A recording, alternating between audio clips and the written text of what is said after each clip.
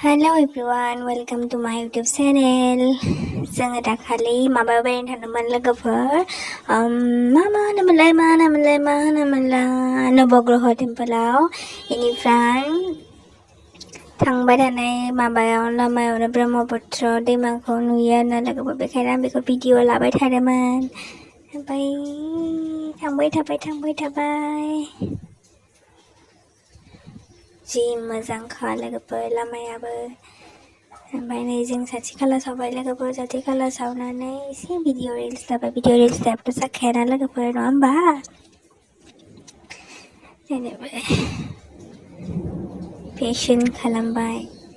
साफ्रे सुफ्रे खालामबाय एसे एक्सारसाइज ना मा होनो लोगोफोर नै ओमफ्राय मोख्रा मासे मेबि जानो नागिरदोंमोन आरोना बे डास्टबिनाव बेनिफ्राय